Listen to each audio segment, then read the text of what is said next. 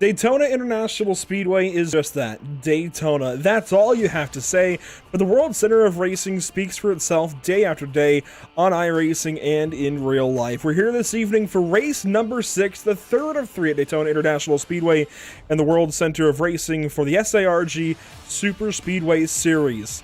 It's the Daytona 200, 80 laps under the light, under sunset, under sunset, there we go, and almost under the lights. We're trending that way in the evening here in the sim. It's about to be a very good evening of racing, I think. My name is Andrew Cardinale IV. Welcome to Pit Stop TV and the virtual Daytona Beach, Florida. A pleasure to have you here as always, and for the first time this season, alongside me is Zach Murtis. And Zach, it's of course good to have you here. I know you've missed this whole season, but let's just start with the schedule, talk about this, because for a plate racing league, this is pretty consistent with what you would expect. I think the only other deviation you could ask for is to go to the iRacing Superspeedway, but as far as keeping it grounded in reality, this is a really cool schedule. It's been a lot of fun here to begin 2024, and these last 2 races, I think, are only going to ramp things up a bit more.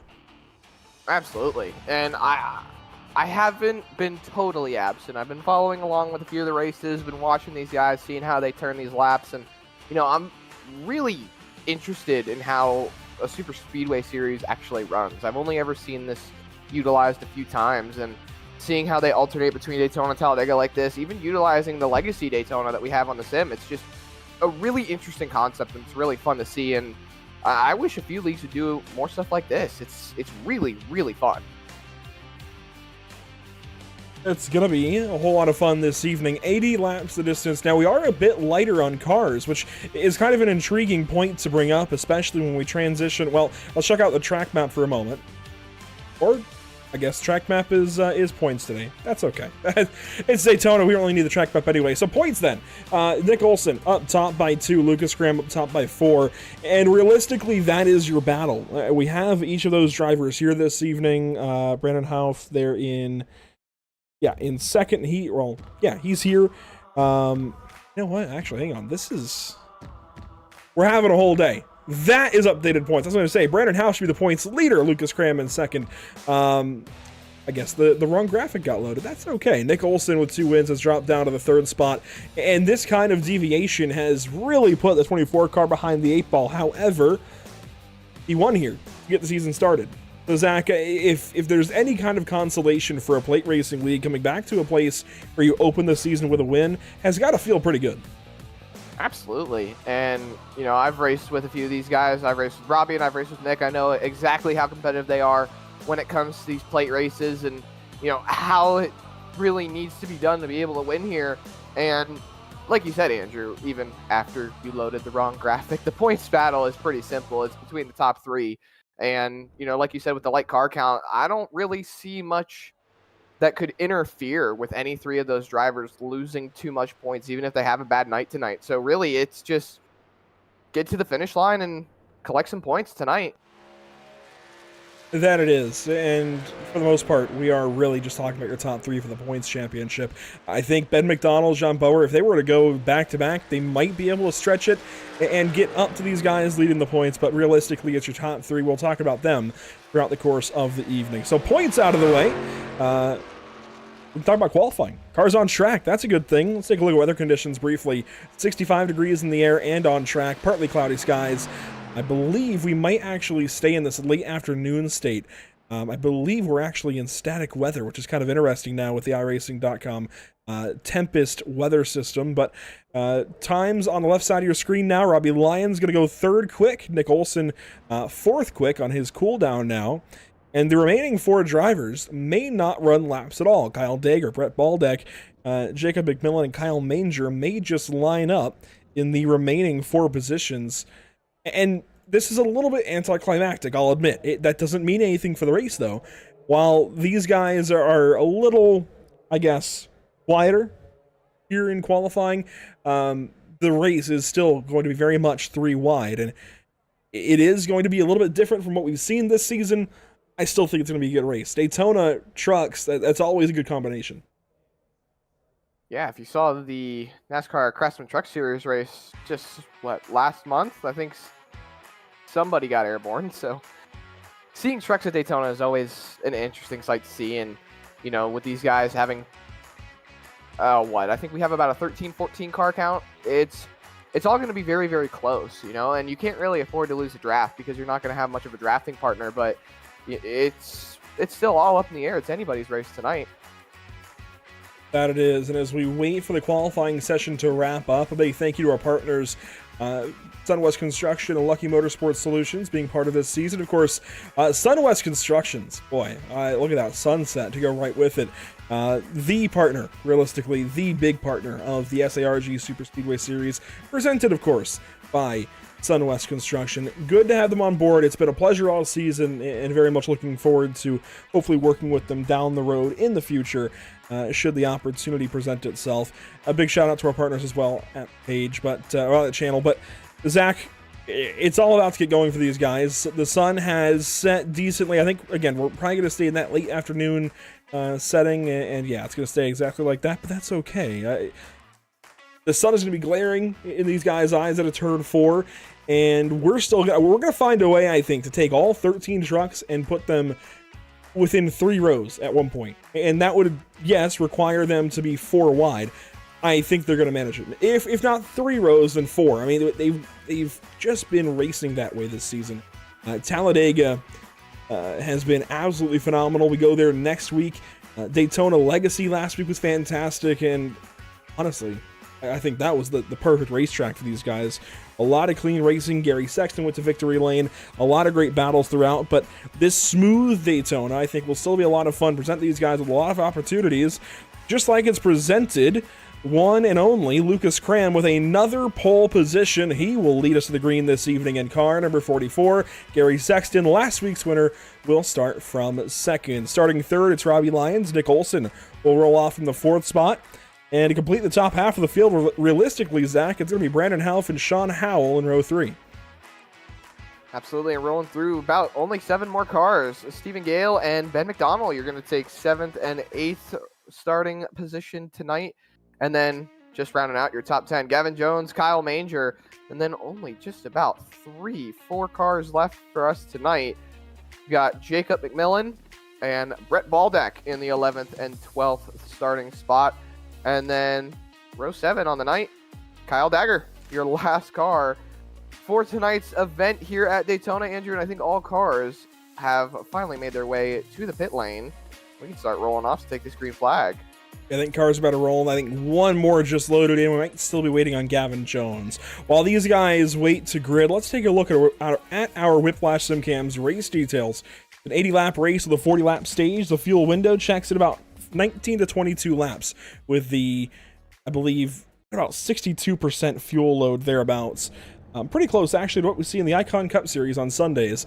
3 change sets of tires in the pits, and up to 3 green-white checkers should we need it, with 1 fast fix as well. So as these guys roll off the pit lane here at Daytona, Zach, as you said, you know a few of these guys. You've raced with a few of these guys before. You know these guys then a little bit. Do you have a pick for this race? I'm taking Nick Olson. I've raced with Nick more than probably anyone else in this field. I know exactly how aggressive Nick can be when it comes to being on the Superspeedways, and he's already got 2 wins knocked up. I think he's got a really good shot to be able to take this win tonight. I think this will definitely be, again, a very, very good race. A very good race, especially. I hate talking about car counts. I really do. I hate getting into that because I know the leagues don't necessarily like it, but it is difficult to ignore, right? And there's nothing wrong with having 13 cars in a race. We do wish we had more, certainly, and that might be something we'll talk about later, but this might be the best 13 drivers we could have asked for today. Gary Sexton won last time out. Lucas Cram, I think, is knocking on the door of a win, of course. Robbie Lyons has been to victory lane. Nick Olson has gone to victory lane twice. Even Stephen Gale, who won at Talladega for the 2nd time down in Alabama, he is here this evening. So all of our race winners, it looks like, are here. We've got the core set of drivers, and I think that's going to give us a very clean race. I think these guys are all going to set up for the pit stops, the stage end, and then the end of the race. And those moments will be absolutely electric, I think. And we still might see some racing. I think the back 40 laps of this race, despite that being 2 pit runs, more or less, I think that's going to be exciting. But into the Geico restart zone we will go, and we'll turn things over to the hands of Lucas Cram. Yet again this season, we are green at Daytona.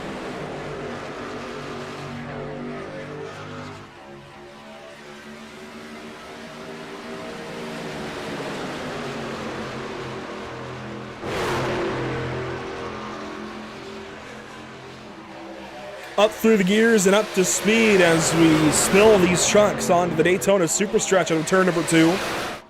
And Zach, this is what we're going to see early. A little bit of disorganization, guys just trying to find their place in the racetrack. And I think we'll see some single file racing as well. We may still see that kind of two-lane kind of conga line where we kind of rotate who's going to take the race lead. You'll move up there on the outside lane, drop down, take the spot of the race lead, and kind of do that cycle. Yeah, the way it was taught to me was it used to be called Indian runs. Just take the front car would fall to the back, the second place car would fall in line, take the lead. Same thing with the heat. Now you're the lead car hops out of line, falls to the back. Except they're more so doing it a little differently, where the backhand car comes in front, keeps repeating, and the cycle will probably go himself through. But you know, it's always interesting to see how these guys like run. See Robbie Lyons leading that outside line, and it's the outside line that really kind of powers through. Is, as I say that, Robbie Lyons drops down to the bottom. Don't mind the motion where it seems to be a little bit buggy since the last iRacing build a couple of weeks ago. But Robbie Lyons, yes, takes over the race lead here on lap number 2. Ben McDonald on the outside. For the entire season, it's felt like the 16 has been the best pusher, or at least the most reliable pusher, to get through the field and move forward. Now, though, he's getting pushed by one of the other best pushers in the series. Ben McDonald, Brandon Houff, they might be a little bit dangerous on the top side, in a good way for them and a bad way for others, because they just might be one of the best combos you could dream up of these 13 drivers we have this evening. That said, I think one difficulty these guys will have, and again, I hate to go back to the whole subject of car counts, but one difficulty they might have is organizing the energy you need to go from the back to the front, get those big runs. At the same time, it also might be a little bit easier to navigate the draft. What say you? If you're a driver here at this point in the race, still very, very early, do you feel like you can get going, or do you feel like you might be a little bit stuck if you're at the back? Nah, just get to the bottom. Ride, save fuel. That's the best thing you can do here at a plate track. Just ride the bottom, rip ride that yellow line. Don't be running up top as the Larson line, as most people like to refer to it as. Just stay on the bottom, save as much gas as you can, because everyone's going to be hitting around the same point, but if you can make that fuel last longer than the others, then you're already setting yourself up for a better strategy.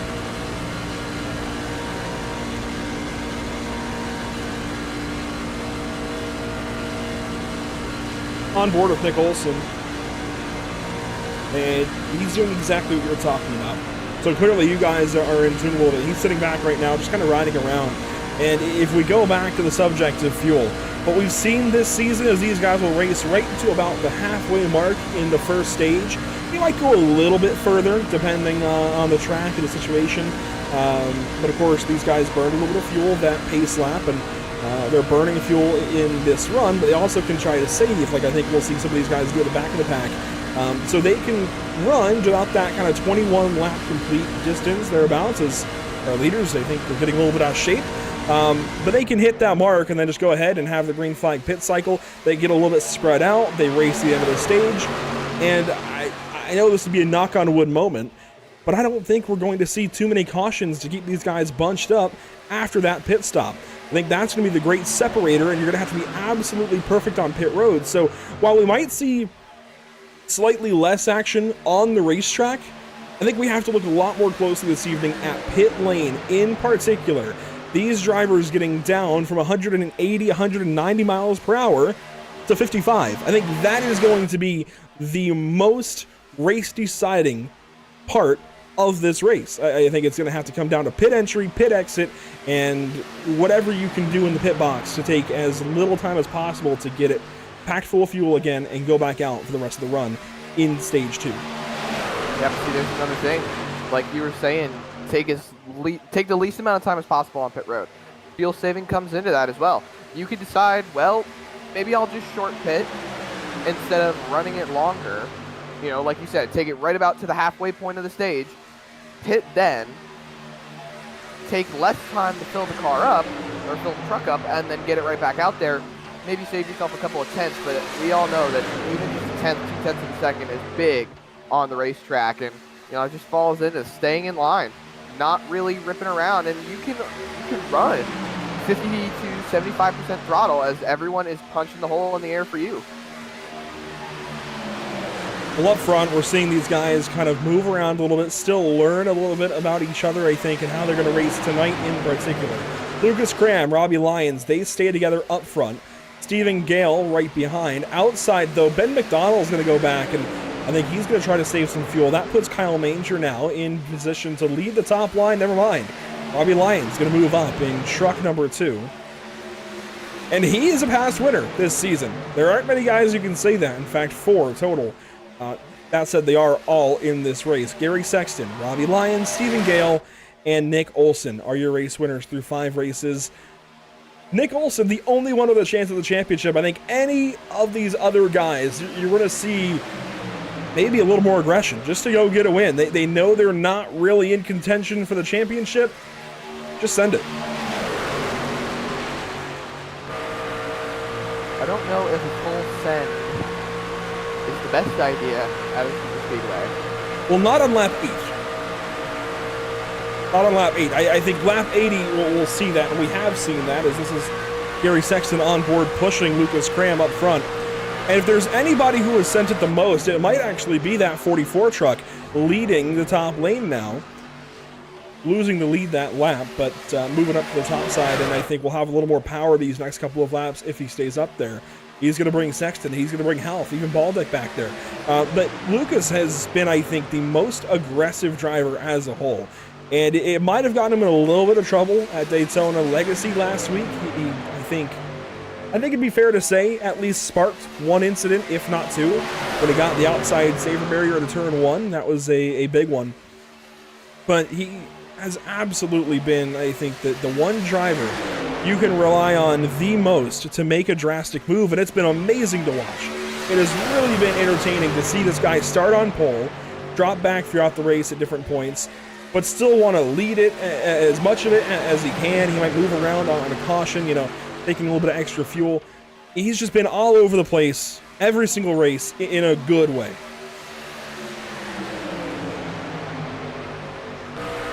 As he rides now, though, he's leading the top lane. He's got the 3 truck pushing him, and he's able to relax. And Zach, it's not exactly easy to save fuel as the race leader, so clearly the 2 and the 44, they're not really thinking too much about fuel right now. Doesn't seem like it, especially being the lead cars. It tends to cause, how should I put it? It tends to cause less than favorable results when it comes to your fuel run. You're out there, you're sitting up front, punching the hole in the air, and it looks like you're trying to get a 3rd lane going, as we seem to have 2 trucks peeking out, but it looks like they're going to stay in line. And, like I said, just staying out in front, it tends to punch the hole in the air. You burn more fuel than anybody else on the racetrack, so while the rest of the field might have about 30 more laps on their gas, they might only have a few shorter laps than that, as we now see 3 wide, 2 rows deep for the lead. Yeah, Brandon Half and Brett Baldack working the top side, trying to go somewhere. They will fall back in line. I think the big thing to notice here as well is the points position that the 9 truck is now in. He's the points leader coming into this race. That's the first time we've been able to say that.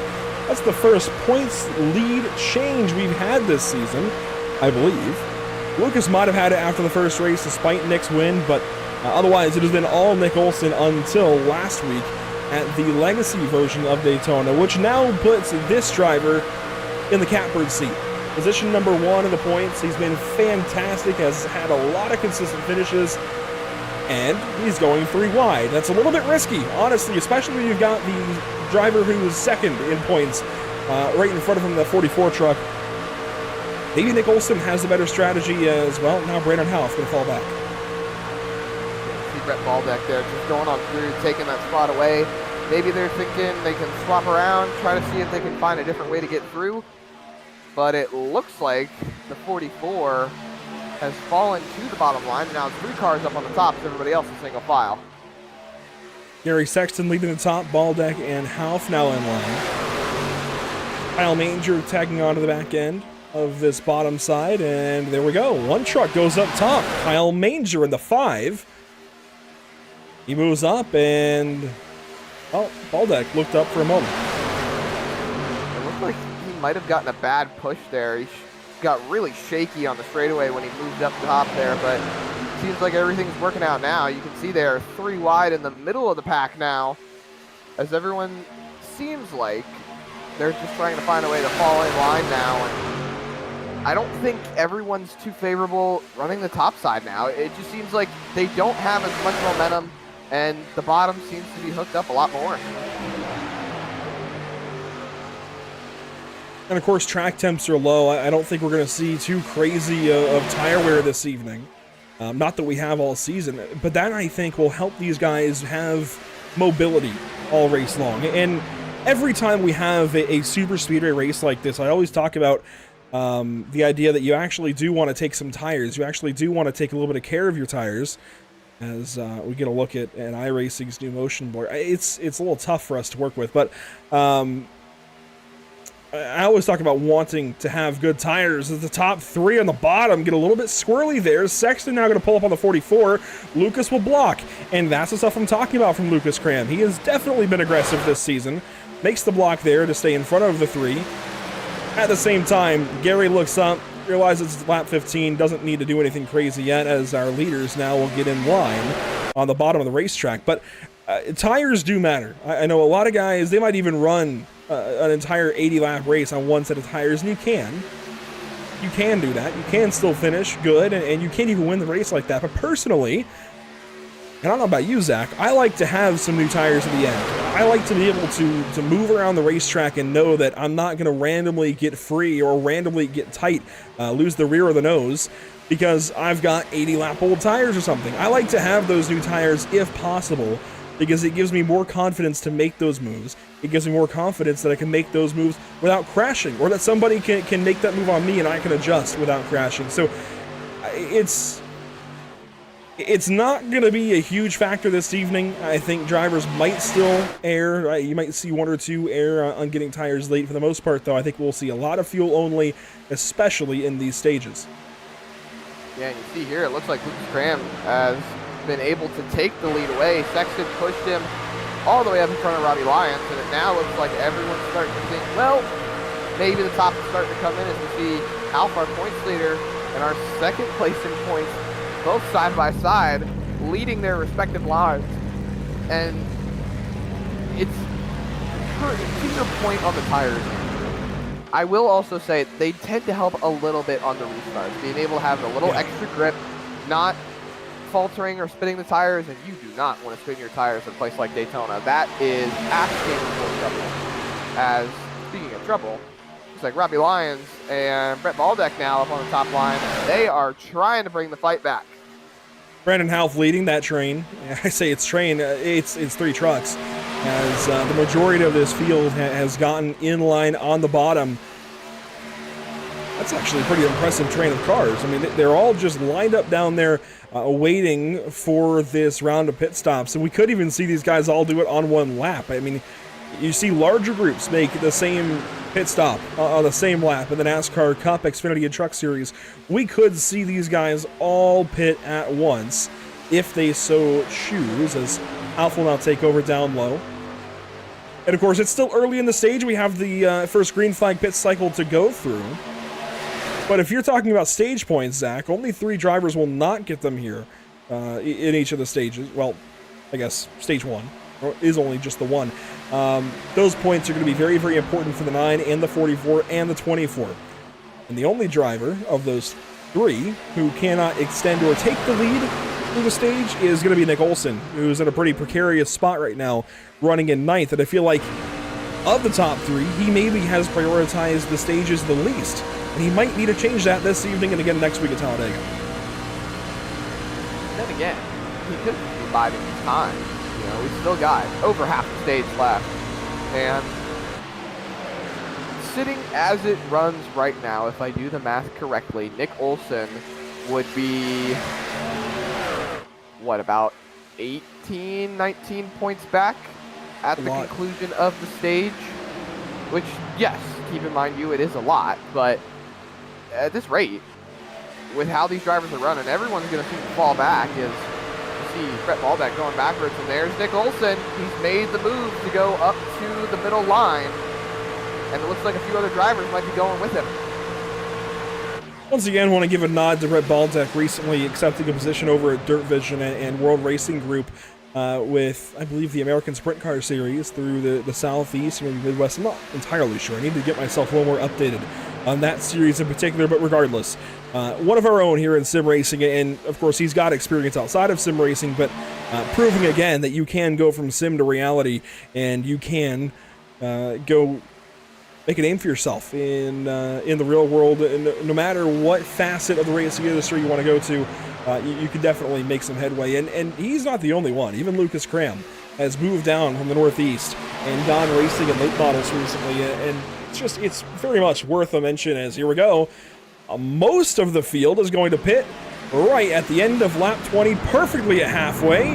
Half leading the charge. Everybody else going to follow suit, 4 wide in the pit lane. 4 wide in the pit lane is something I have definitely not seen a lot of before, and see the drivers now hitting their boxes. This is where you don't want to miss the box. Just get it in nice and easy. See a few taking, looks to be 2 tires maybe. Yep, 2 tires. 2 tires out in the way. I'm not too surprised. Now, if I was one of these drivers, personally, I think I would have gone for left sides if I'm taking 2. Because I think that actually happens a little bit quicker with the iRacing pit crew, and then you can take right sides at the stage. You have better right sides, which take a little more wear, and you're able to save those lefts a little bit. Pit stops here, though. Kyle Manger, he was looking a little bit hot into the pits. That was a little close. He was looking very hot into the pits. Hopefully he didn't get a speeding penalty there. Seems to be all good as he makes his way into his box, and I'm not seeing a black flag for that 5 car, so it looks like he was able to make it in. However, I am seeing a black flag for the 4 of Brett Baldeck. Not sure what that's for, though. Well, as long as it isn't for the same thing we saw him get at Legacy Daytona a week ago. Although Brendan Half on his own, this is a weird spot for the 9 truck to be in. He's got the 11 and 44 closing in from behind. They are tandemed up with Stephen Gale leading a 4 truck pack right behind. Then you have these guys leaving the pit lane. There's Nick Olson, Kyle Manger, and Sean Howell. You got Jacob McMillan and Gavin Jones right behind, and I think that duo of Dager and Graham is about to catch that bunch. And Half is going to the very back of the field. Does he have a black flag, Zach?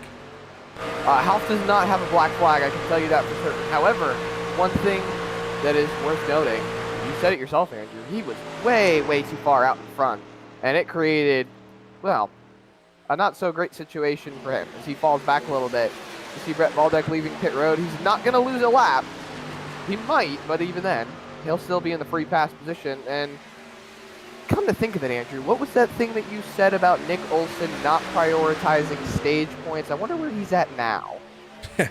Leading the race with Kyle Manger and Sean Howell. And it's interesting, if you look at pit times, 8.93 seconds for Nick Olson.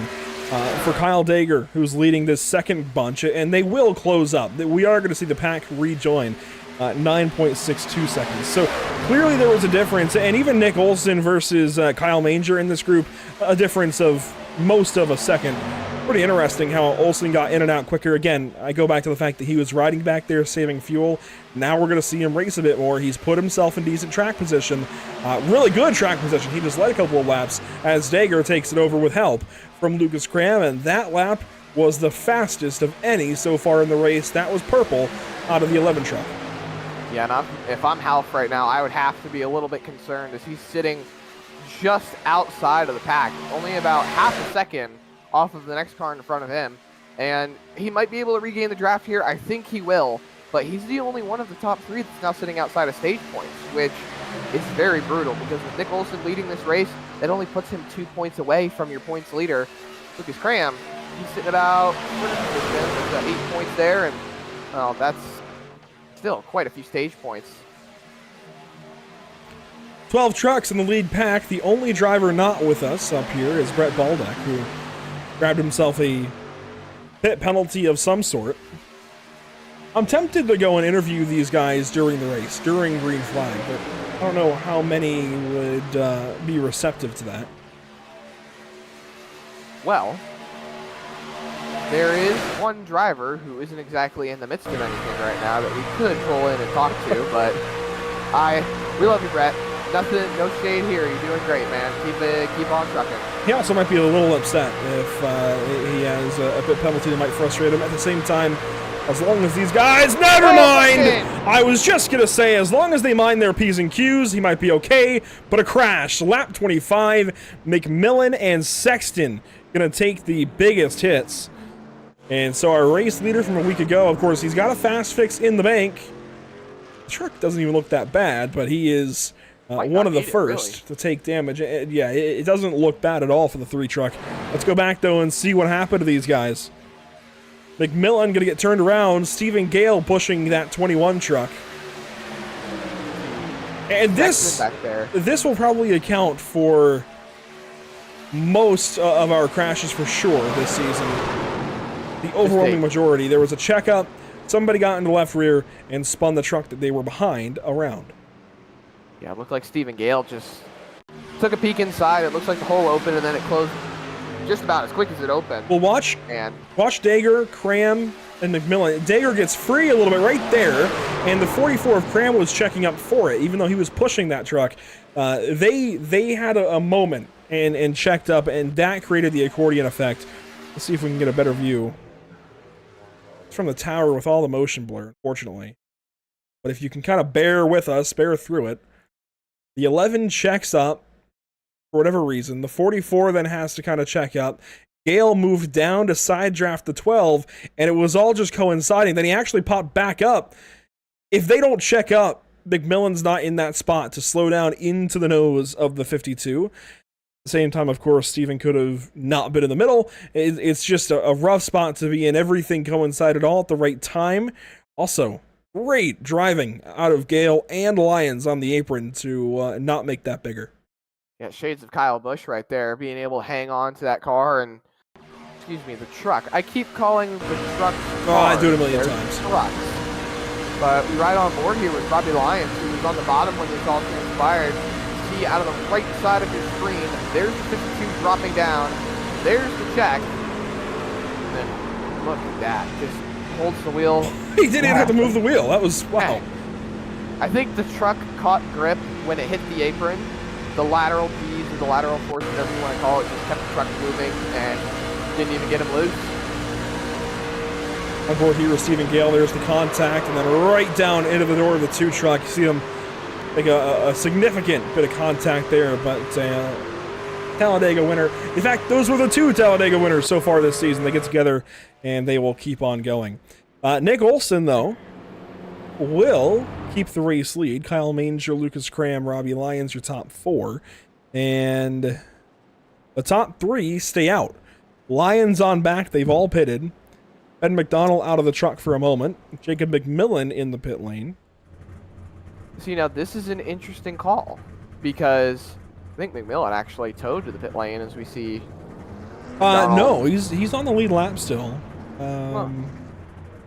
McDonald's still sitting in the pit lane. No movement from him. Still in the truck right now, but not moving in the slightest. But, thinking about everybody taking to the pit lane right about now, it has to make you wonder. There's 2 differing strategies that we can utilize right now. Either stay out, like Nick Olson and the rest of the top 3 are at the moment, and pit at the end of the stage, or pit now, stay out at the stage, run for about 20 laps, maybe 10, 15 after, and come down pit road and be good to the end. There's multiple strategies that we can try to make through, and I'm not sure which one's going to be beneficial, because in all reality, you need a drafting partner. I think there are some options, but I also think we'll see a pretty cut and dry move here from the field, as Ben McDonald still has not gotten back in the truck and got back out there. Unfortunate that maybe he has had something go on, possibly. I mean, maybe something in real life. Who knows? Could be something going on in his house. We don't know. But the 16 truck, a lap down. The league may try to get him onto the lead lap again, but something going on for Ben regardless. However, pit strategy, I think, will be still very cut and dry. I think we'll see these guys run this stage out. It might save them a little time when they come in and pit at the stage, but I think we'll still see these guys come in, top off, do what you would expect, and go back racing in stage 2. We haven't really seen anybody break the mold like that this season and be all that successful. Also, while these guys pace around, let's take a look at what's upcoming for us at Pit Stop TV. Zach, there's actually a pretty decent bit here to kind of chew on. Tomorrow night, we go racing for the 1-8 Coffee Company National Tour in the Sim Auto Racing Association. Of course, normally it's their Super Series on Thursday evenings with super late models, but we're taking super late models to Hickory tomorrow night for the second race of the Hickory doubleheader. It was fantastic racing last night down to the virtual Newton, North Carolina. Sunday, we head out to Bristol Motor Speedway just like the real guys, and we go racing on St. Patty's Day for the Icon Cup Series. Race number 4 for that bunch, and then, of course, Wednesday, we have our finale a week from this evening at Talladega Superspeedway. 13 trucks back together. McDonald still a lap down. Into the Geico restart zone at the hands of Nick Olson, and we are back green at Daytona.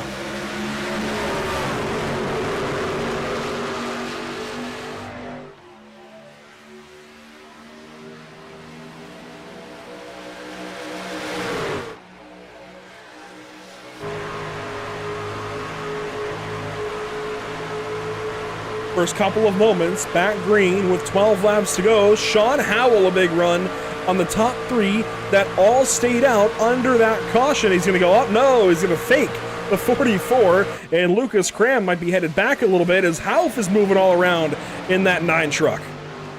Yeah, it doesn't look like he's going backwards too quick, as Robbie Lyons is right there with Brett Balbeck and Gary Sexton behind him, leading the charge on that top line. The top 3 continue to stay on the bottom. Nick Olson still leading the way, and like this is going to be close when it comes to the stage points, Andrew. You've got Nick Olson leading. He's going to gain what looks to be about 2 points unless Hauf here leads this outside line to the front and gets himself a stage win. But you've got the top 3 in points sitting into 3 of the top 5 spots. Actually, now they're all in the top 3. Some big position gains around the field as well. Olson's got 3 right now. Manger with 8 to his name. And of course, this is just stage racing on a plate track. You'll see these guys move around a little bit as Gavin Jones actually goes 3 wide deeper in the field. But as far as stage points, the 9 and 44 have to try and limit the 24 to what he can do. And then I think Hauf and Cram would be able to battle it out themselves, at least for the evening. They're able to keep the 24 from winning the stage. However, if Nick does win the stage, it's going to get himself within about 10 points or so. Even if Hauf were to finish right behind him, it's a point. A point is a point. Looking at these guys, they're just trying to find whatever they can right now as we're nearing the end of the stage. You saw the 11 get very, very free on the front stretch, and it broke up the bottom line just a little bit. Here comes Hauf once again. Lucas Graham right behind him. He's trying to see if they can take those trucks in the front. Just like that, the 24 takes control back away. And of course, a lot of these guys are from the same group. A lot of these guys are from Grit Marketing. We have that kind of core that most of the field comes from in this race. So Hauf, Olson, Cram, I mean, they are all, to a point, working together, right? They're communicating in Discord, at least some of them. It looks like there's 2 different channels. Olson is actually down there with Kyle Dager, Ben McDonald, Sean Howell, and Stephen Gale. So I think Olsen might be on his own, but the rest of these guys are all in the same chat. We're talking about Brett Baldock, Gary Sexton, Lucas Cram, McMillan, Lyons, and Jones. Yeah, but at the same time, Andy, if you've got your two teammates running against you with 2 races left, and the championship is within about 10 points, do you really want to be helping your teammates right now, or do you think you're in it for yourself? Absolutely in it for yourself. It doesn't matter who you are in this race right now. At least between the top 3, is the top 3 in the standings, and now the top 3 on the racetrack. Brandon Houff leading that lap, Olsen second, and Cram in third.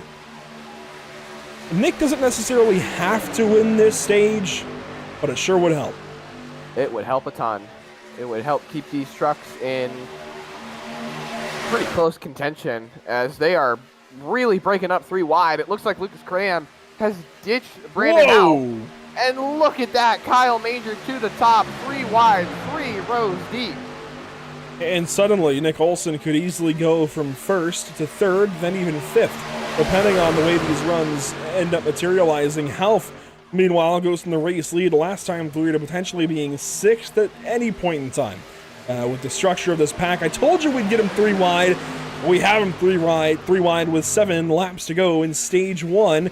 Robbie Lyons in the middle in that 2 truck. He's moving around a bit, but he's trying to get that line moving forward. Sir, you told us we would see 4 wide soon. I don't see 4 wide just yet. We did in the pits. I don't think these drivers are too far away from a 4 wide scenario, as we see them moving around quite a bit.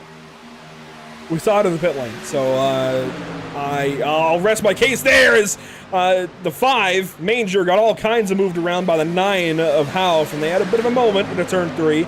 They get it sorted, though, with now Manger and Cram leading the bottom and middle lines, respectively. Gavin Jones. Oh, my God. Oh, man. Even with this lower car count, they still managed to scare us.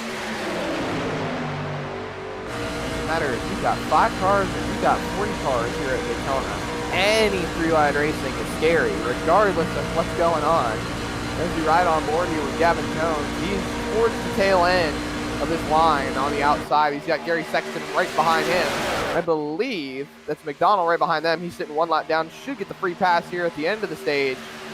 As Nick Olsen trying to take that lead back from Kyle Manger, and his competition continues to drop back. He's now got about 3 positions on Lucas Cram and 5 on Brandon Houff. So this is looking to shape up and in Nick Olsen's favor. He just needs to stay like that for 5 more laps. Yeah, I know it looks good right now, but just like that, Cram actually beats the 24 to the line, and Manger now drops back down in front of Nick Olsen. So quickly, things change back around and look in the favor of the other 2. Also, keep in mind, and this will have to be a mental note we make more as the evening goes on, Nick Olsen, Sean Howell, they are in the same Discord chat along with Kyle Dager and Stephen Gale. For those 4 trucks on the bottom side, they are working together. We know that.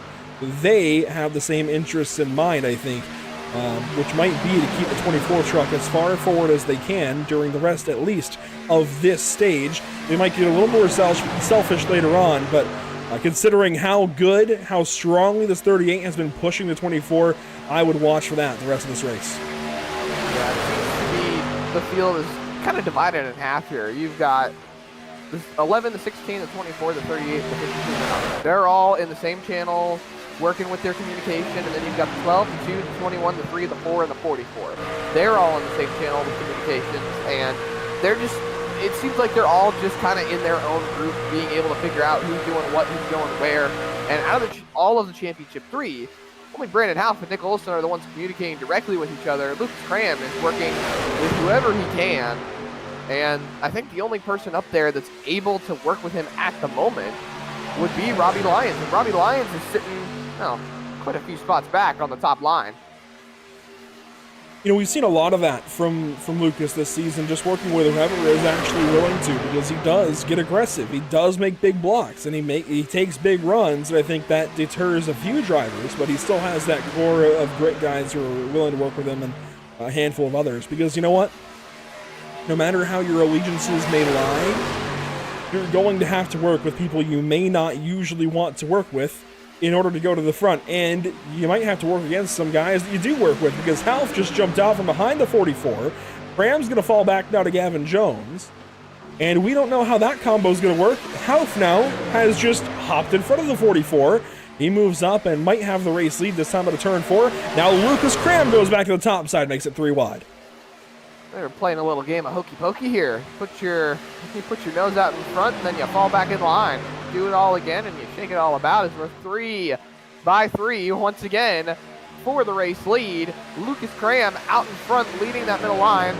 Lyons and Sexton on top. Now Cram in front of Nick Olson.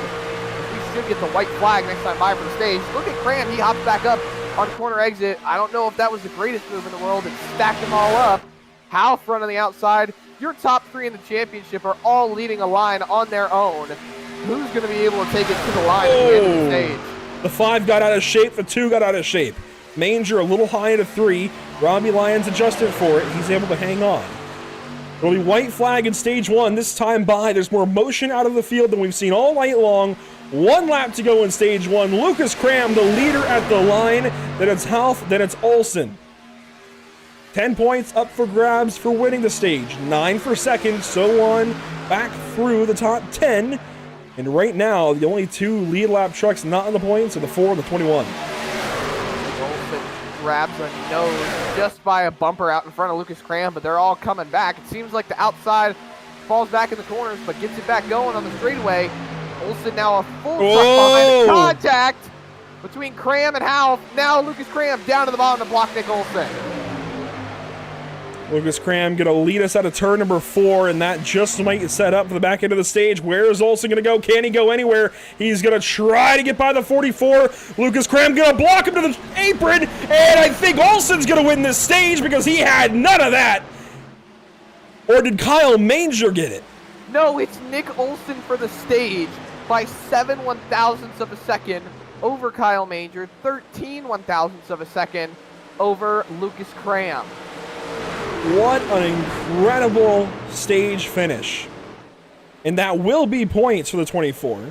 He'll get, it sounds like, what, 2 points over Cram? That'll narrow him up to be, I guess, 6 points behind him now.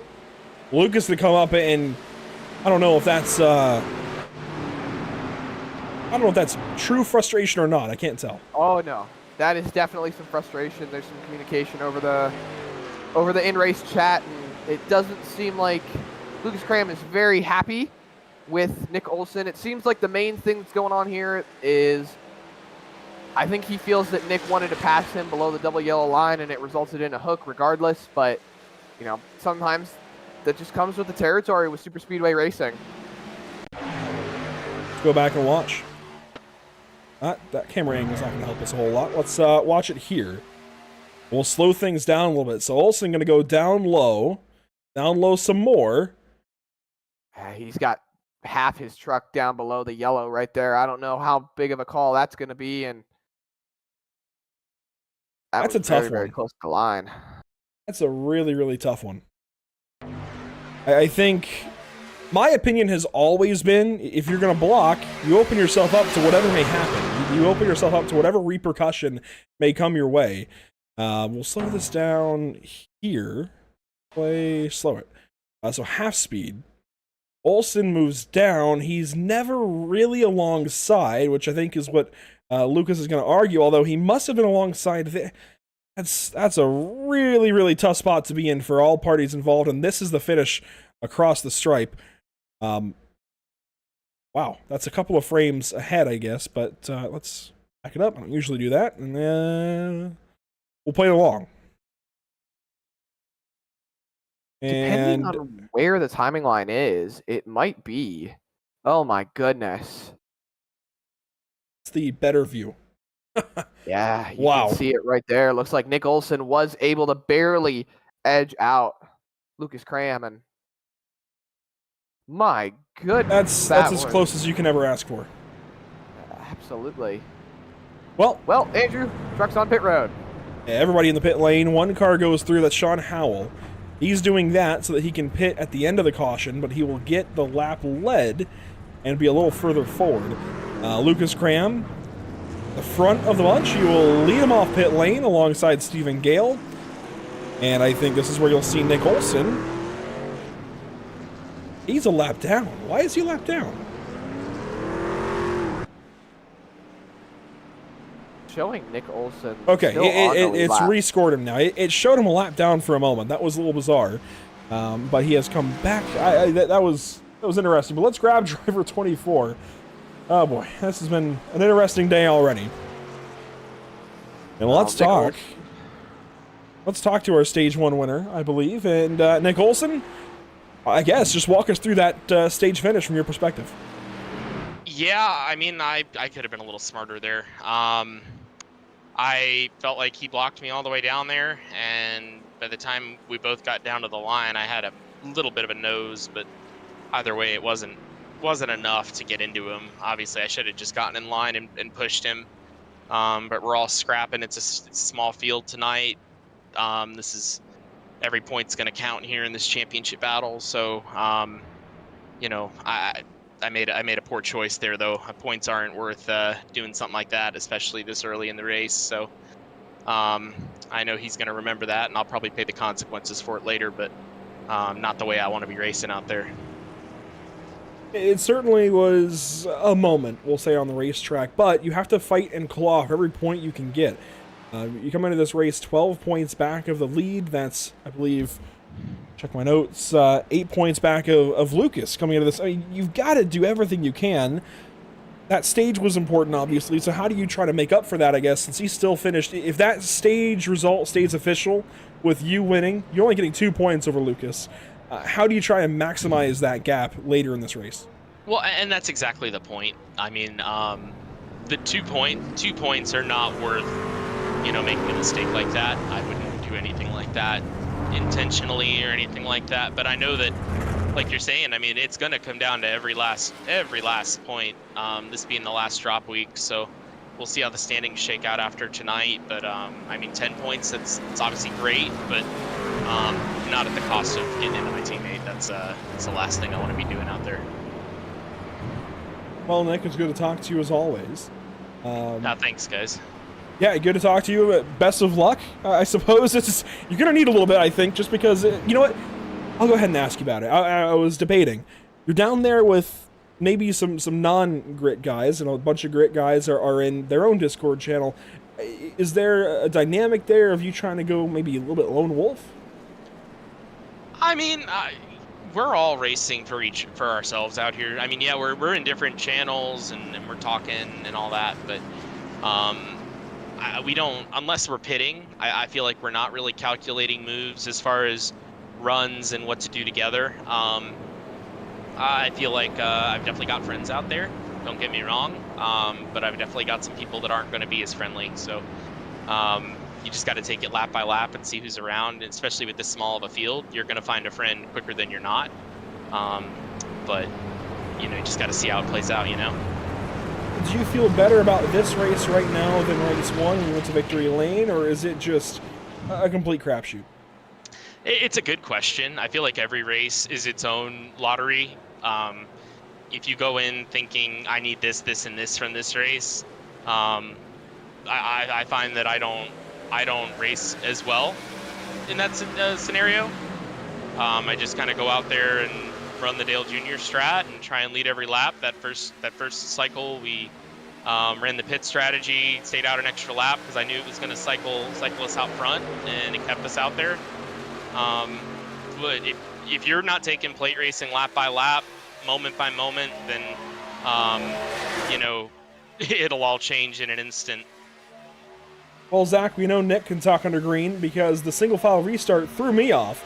Everybody pitting the last lap. Nick, we'll let you get back to it. Thanks for your time. Thanks, guys. Yeah, we left him in the broadcast booth as we went green. I wasn't expecting that. Everybody was single file from topping off on fuel. And, of course, we know why they did that. And now they get racing out of turn. Now they get double file out of turn 4. That's what I was expecting a lap ago. Well, we're back green. We can say that. Yeah, and I really liked what Nick had to say. He's taking responsibility. He said it wasn't intentional, and he's already expecting that, even though it's a mistake, even though it wasn't intentional, drivers remember that stuff. He's going to end up having to reap what he sows, even if it wasn't on purpose. But it looks like right now, he is definitely taking advantage of where he's at the moment, being third in line on the outside, moving forward as Looks like Stephen Gale is going to take the lead away from Lucas Graham. But don't forget, that bottom line can be very, very strong, as we've seen all race so far. It looks like Graham is going to try to come back and lead this lap right here. And he will. Lucas Graham, leader at the line. And there's a lot of validity to, I think, the frustration from Lucas Graham at the stage finish. I mean, we can keep talking about it. There's a lot of validity there, because they were never alongside each other from turn 4 to the line. And I think that's where Lucas's frustration maybe comes from. The fact that they were never alongside. So going further and further down the racetrack in Nick's position, you're not really going to get anywhere. And he ends up kind of driving into the left rear of Lucas. Yes, there was a block by the 44, but I think there's definitely some very valid points that were probably made maybe a little aggressively after the stage finish, but regardless, the 44, I think, has some really good points with all of that, as he leads across the line again, Zach, and we near 30 laps to go. We know these guys can run for about 19 to 20 on fuel, well, definitely 22, 23 even, from when they last pitted, maybe even 24, depending on how much fuel they were able to save under caution and will be able to save the rest of this race. When do we see them pit then? Do we see them pit early or pit late? For the most part this season, it's been pit late. Yeah, pit late seems to be the way to go. Whoa, that was very, very close as they raced for the lead. Stephen Gale and Brandon Half almost really got taken out there because they kind of came down across each other and across Lucas Graham. But to your point, Andrew, I think pitting late would be the way to go, just in case we have a green white checker. You know, you want to stay out, have that track position. And it's a rough call as we see these guys start to kind of fall in line a little bit more. But honestly, I say go for the pit late. Save as much fuel as you can, pit, and then have as much fuel in the tank as you can afterwards in case of the green light checker to be able to stay out and take advantage of that track position. We've seen a lot of the back end of this 5 truck today. It seems like he has been one of the best at leading the second lane, whether it's the middle or the top. Currently, it's the middle. We've seen a lot of the 5 leading that lane in particular. Right now, leading Gary Sexton in that position. And it's weird. These guys kind of backed off for a moment, got single file a little bit, and now you see Lucas go back up there. Robbie Lyons is still side by side with Baldeck helping him. They're packed up technically, but they are really, I think, just settling in. That's all you really can do. You still have about 31 laps to go here at Daytona, and there's not much you really can do right now. There's no need to get too aggressive. There's no need to be impatient. Just fall in line, do your thing. You still got plenty of racing left to go. It's not like at a short track where you're going to need 10 laps in a run to be able to get back up to the leader after being a few seconds back. You can get from last to first in a lap. It's that easy here at Daytona. You just got to stay in line, fall in, do your thing. Do your thing. I like that. With 30 laps to go, Gary Sexton leads across the line. Lucas Graham, Kyle Manger, for now, they make up the rest of your top 3. Robbie Lyons there in the 4th spot. Brandon Houff, Brett Baldeck, your top 6. And how about this recovery drive? I know it's maybe less intensive when there's 13 and you're able to get back on the lead lap in the middle portion there of stage 1. But how about this comeback for Brett Baldeck from a lap down? He easily could have made another mistake and stayed there as that checked up the bottom side. Big block there from the 44. Brett has kept his nose to the grindstone, got back in the top 5 now as they run with 30 to go. Yeah, Baldeck has really done a great job of getting this truck back on the lead lap. Obviously, he got the free pass under that first caution of the race in the middle of stage 1, and now he's just putting himself back in a position where he might be able to contend for this win. And, you know, I think he's got a good shot, but at the same time, got to have that help, and it looks like he's going to have a little more as Kyle Mason moves up to the top to lead the line.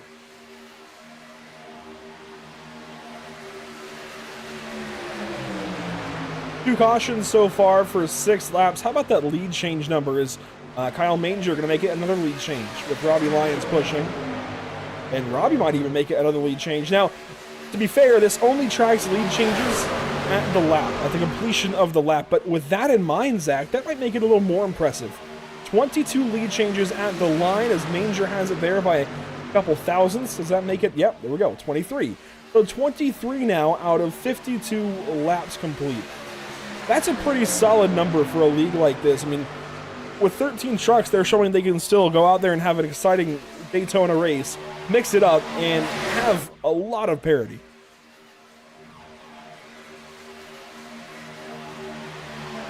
Take that number, 23, divide it by 52. That's 44% of the laps. It's a different driver leading at the stripe than the lap prior. That doesn't count the amount of changes that they have in between each other throughout the lap, does it? No, that is only at the line. Lord knows. That was 24. So I would take that number and I would double it. Maybe even almost triple it. If you count every time the nose pokes out front, the number is in the hundreds already. If you count by clearing, I think you still, probably double or more. Because even there, the two had the lead at the line, and Manger was able to clear, or what ends up falling back, and Robbie cleared him in the back stretch, and now Kyle's going to clear him in the corner. That'd be a lead change. It's an insane number just from having this few trucks, and if we take a look at the stat on the ticker of laps led, we might be spreading laps led around more than we have the rest of the season. It's been a lot of Lucas Cram, a lot of Nick Olson, a lot of even Brandon Houff out front. This evening, as Lucas makes a big move to go around the 5 truck and take the race lead back away. Yes, the 44 has the most laps led, Zach. And then Kyle's got 11, Kyle Manger's got 11 in second. Robbie Lyons has 11.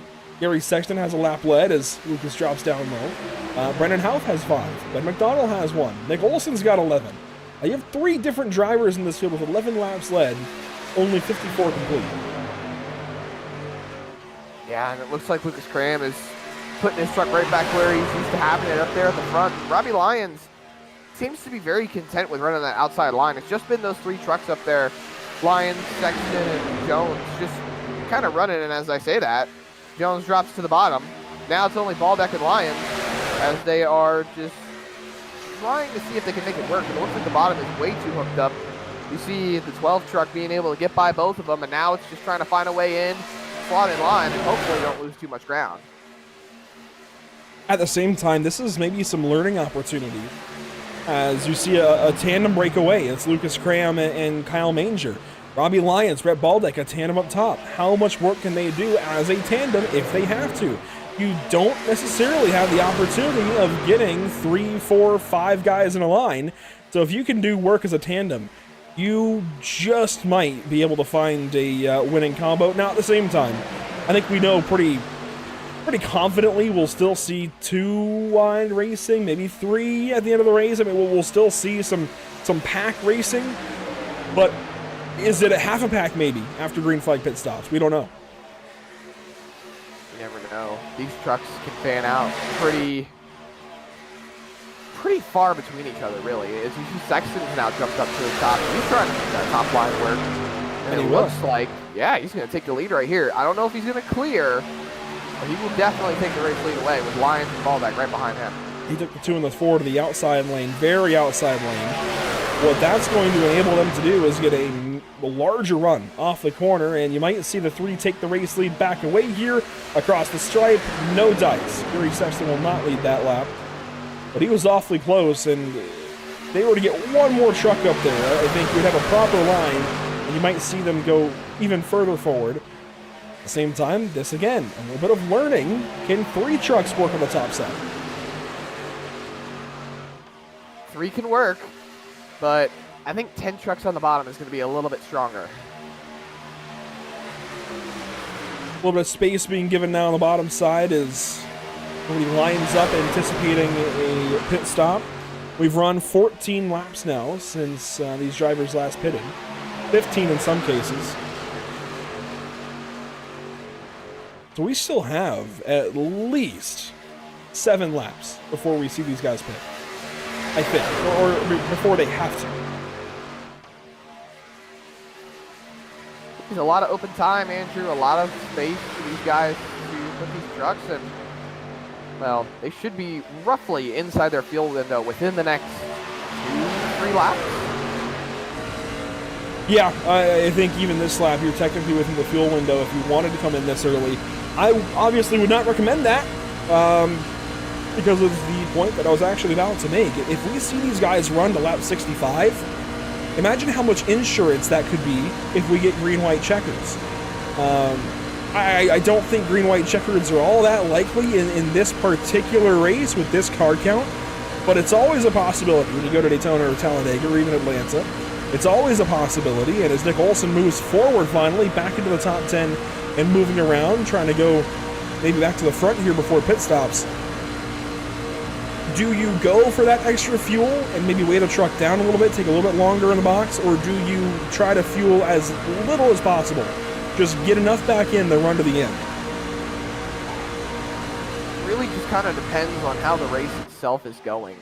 If you think the race is moving in a direction where there's going to be quite a few cautions or it's just not going to end under the green flag, I would put as much fuel in that truck as possible. But if you think this race is going to run green all the way to the end, if you think that you are going to be on the racetrack at full speed for the rest of the time, put in enough that it's going to take to get you to the end.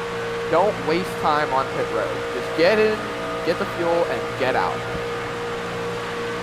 I think I'd be doing the same. I think it'd be a matter of get only the fuel you need. Go back out there.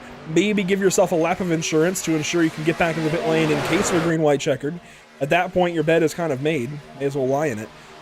But I think you only take the fuel you need. I think that's going to put you out front for whatever we see, I guess, realign after the pit stops. And you know, we saw with Nick Olson after the green flag cycle earlier. He exited ahead of everybody else. And yes, that hurt him to a small degree, but he was able to keep that track position, and he won stage 1. So clearly, if you're able to do that and end up exiting in the first couple of spots, I think that bodes well for you in the rest of the race. Now, again, that was a stage versus the race itself. But based on what we know, based on what we've seen, that is our best, I think, analysis, at least my best analysis I can give there. If you can take as little fuel as possible, exit at the front, I think you're set up decently. Obviously, anything can change if you actually finish up there, but you're set up nicely. Yeah, really being set up at the end is all you really want. You could care less about anything that happens from here until lap 79. But once it hits lap 80, you want to make sure everything's in place. You want to make sure you dot your I's, cross your T's, put that truck in a position where it's hopefully not going to run out of fuel at the end of the race.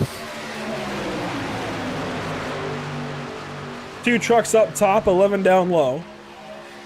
It is just Gary Sexton, or rather just Robbie Lyons and Brett Baldeck leading the top side, with Gary Sexton leading the race down low. Robbie might be able to pull the 4 ahead of the 3. No, not going to happen that lap. But the 2 will drop. So Robbie Lyons will take over the race lead down low and leave Brett to fight for himself up top. And if Brandon Half and Nick Olson are going to go high, that tells me they at least don't pit to, they don't plan to pit this lap. Does the rest of the field maybe this time? The answer is no, but it's coming. It's coming, and it's probably coming quick as we see a few trucks dropping back. See Half dropping back through the middle. I think a lot of these guys are going to start getting to the bottom. You see that Lyons has been on the bottom now, trying to make sure that he's in position, hopefully, I would think, to be able to take it to pit road. And if we don't see them come down pit road this time, I see it happening next time. And I'm already hearing that a few drivers are getting ready to take it down pit road this time. So pitting this lap, I was just about to say, this is now 20 laps from the last pit stop. And granted, that was under caution. They had a chance to refuel, save a little bit under the next caution lap to get lined up. But I think we'll see most of the field pit this time by, yes, sure enough, the whole bottom lane was ready to go for it. That's going to include Gary Sexton, Lucas Cram, Robbie Lyons at the line there, the 5 of Kyle Manger, and Brett Baldeck and Jacob McMillan at the back end of that group. So some big drivers hitting the pit lane this lap. But we actually see fewer drivers pit early, I guess the lap early this time than we saw in the previous pit cycle.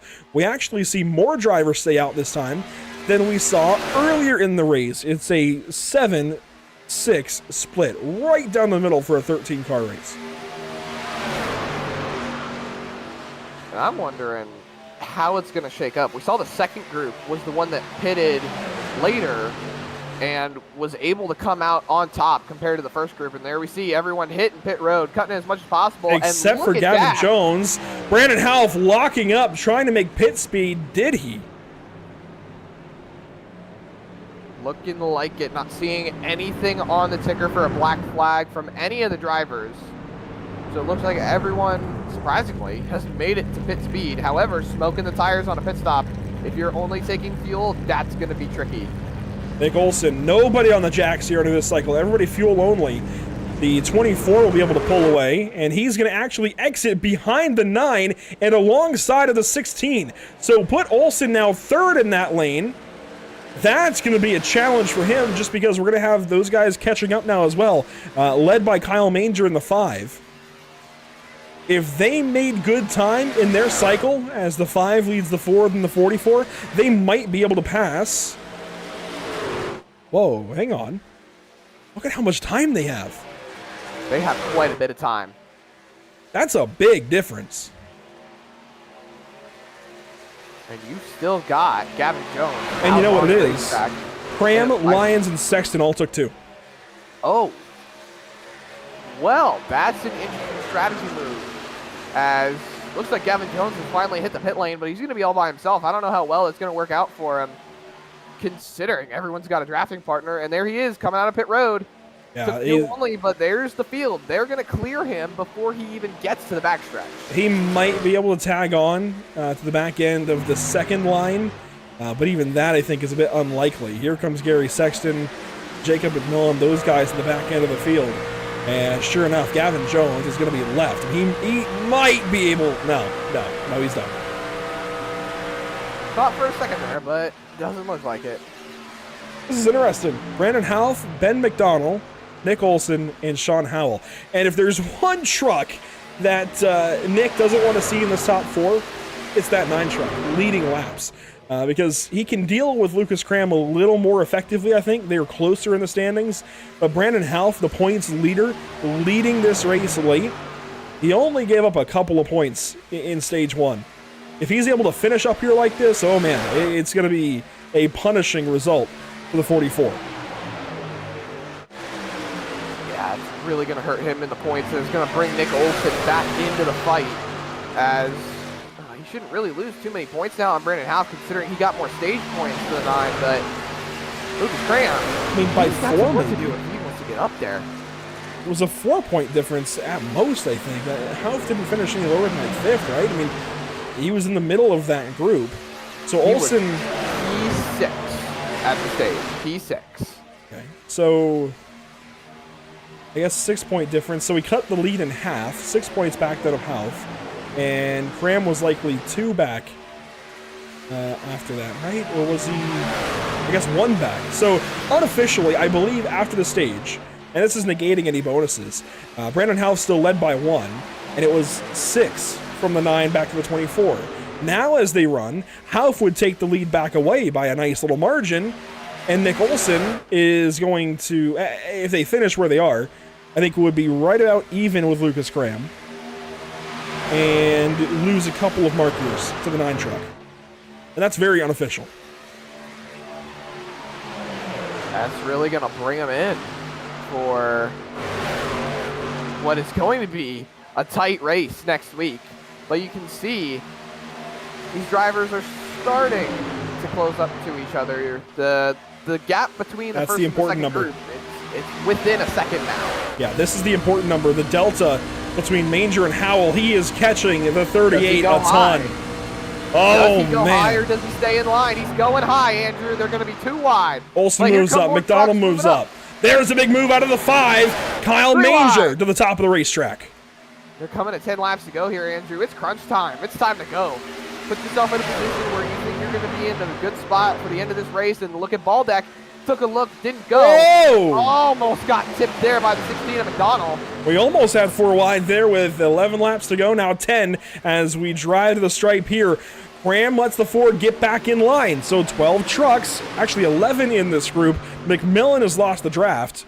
McDonald gonna lead currently, Manger in second, Sexton was fastest that lap, and look who the 2 pushers are in row 2. Teammates and championship competitors, but don't look too far. Graham is right there behind them, pushing Nick Olsen. This is what Nick was afraid of. Graham being behind him, he doesn't know exactly what's going to happen, but he knows that if there's some retaliation, he has it coming. Hopefully. I think Lucas Graham would be none the wiser to work with Nick Olsen until he gets to that point where maybe it's okay. Well, then I'll go up there and turn him a little bit. Never mind. There goes the 44. Yep, and he's going to bring, it looks like, the 2 of Robbie Lyons. Absolutely, they get moving. And that is 9 laps to go at the stripe. And now the middle going to fall back. That's McDonald and Olsen. And, oh, in the wall is the 44! In the wall with Robbie Lyons. No caution for that. That might have been the Achilles heel that Olsen needed for the 44 to make it mano-a-mano next week. And, of course, anything can still happen. The 44 is not out of this race, but that is a big hit. That right side damage on that 44 is going to be hurting a little bit arrow-wise, but Robbie Lyons is on the back bumper. You see the front splitter bent in on the right side as well. The back bumper's pushed in. That truck's hurting, Andrew, but it looks like he's going to try to stick with it. They're still in the draft. They're still single file, 8 laps to go. A single file across the stripe. I think the first time we've seen that, and immediately it changes. Dager with the 3 is Sexton, and big move out of Nick Olsen. That's the aggression he needs to have right now. He jumps in front of the 11 of Dager. He's going to try and use that top side. And I got to be clear, Cram is not out of this at all, but it's going to be a little more challenging as Rhett Baldeck has also lost the draft. Back there in 11th position. Lucas, I think, is on the verge of doing so as well. I don't think he's dangerously going to lose it, but he's close as, man, the 11 and 3 nearly get together. Yeah, he's still within range of Robbie Lyons. It's just a matter of that truck can still utilize the draft properly with that right side damage, and it looks like he's going to be able to stick with it. No, he's taking pit road. Oh, wow. Looks like he's going to take his fast repair. That truck is hurting too much. Yeah, look at the wheel damage. Now, these guys run a pretty considerable offset, but that looks like some wheel damage for the 44. I think he might just take his fast repair here and hope and pray that there's going to be a caution flag. There's the fast repair. Yep, there he goes, out and away. Out and away is the 44. A short stint in the pit lane there. That leaves Brandon Half out front of now Nick Olsen, who's jumped to the 2nd position.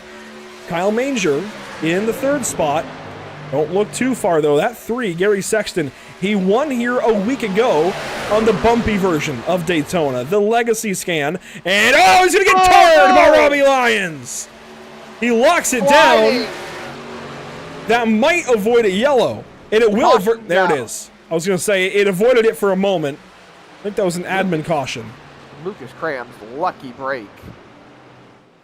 Not just him. Gavin Jones, too. And it looks like Robbie Lyons is being displayed the black and orange flag. Yes. That truck is very much damaged right now. Oh, yeah. Look at him just drifting over to the left. Gary Sexton caught the wall pretty hard there, and he... Well, you know what? He hasn't used his fast repair yet. I thought maybe he would have earlier in that crash we saw him be a part of, but no fast repair taken yet by the 3. The only driver on the racetrack who has done so far, Lucas Cram, truck 44. Let's watch how this happens. That's really just a snippet. That's actually the live view we saw. I think they just got staggered a little bit on the top lane.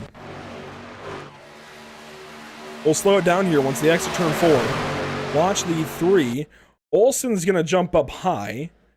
And again, that's the aggression he needs to have. But then Gary tries to take it low. He sees a gap, and that closes quickly. Nick came down a bit, and they wad up then for the 3 and the 2. Dager, great job to get by.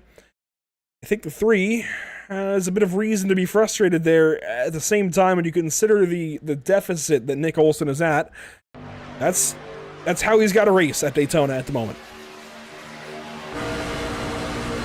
Yeah, it's time to get elbows out for these drivers with it's now probably actually going to be a green white checker, depending on how quickly these guys can select through. And you see Dagger ran into the back of Robbie Lyons, so he might have some damage that he needs to fix as well. Yeah, he definitely center punched the back of the 2 truck, but there's not too much damage at all. And even the 3 doesn't have much. I'm more concerned about the engine here for Gary. And if maybe he's a little down on power, we'll see if he pits this time. I would have to imagine so, right?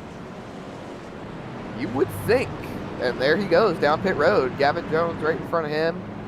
And it looks like Robbie Gary Lyons must have taken responsibility for the crash as well, considering he did go middle, and I think that probably is the biggest catalyst.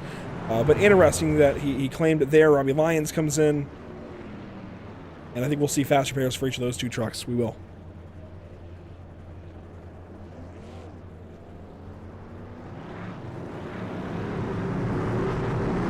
So down and away go the 2 and the 3, both taking a fast fix. Brandon Half, the race leader. Nick Olson, Kyle Manger, Sean Powell, Ben McDonald.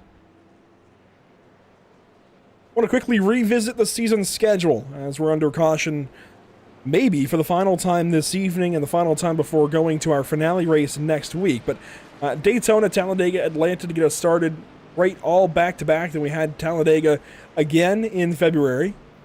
We went racing at Legacy Daytona last week, March 6th, and we have this 3-week-in-a-row stretch. Daytona, Daytona, Talladega. This, I did not think this race would be this pivotal with this few cars, but this is going to make or break the championship race next week. Anything's up for grabs, Andrew. And it looks like a few of these guys might be able to bring themselves back into the points just a little bit more, but I don't see anybody taking it out of that top 3's hands going into Talladega next week. And you think the racing is aggressive now? Oh, just you wait till we get to Talladega. It's so much more aggressive at that track, considering, well, it's not only bigger, it's wider.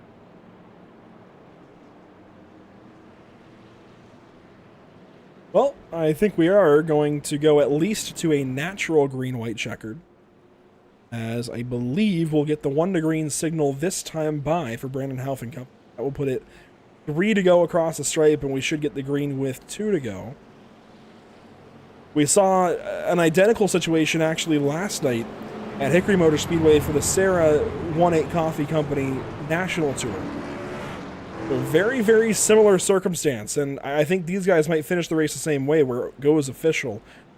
I'd be hard-pressed to find anybody in this field that I don't think can handle this run to the end. Sexton back in the pit lane. Looks like he took some tires there. Yeah, I'm actually not sure why he came in, unless it was just for tires, because he was already at the back, just to get the 4 Goodyear Eagles and go back out, maybe for a little bit of added stability, just like I talked about earlier.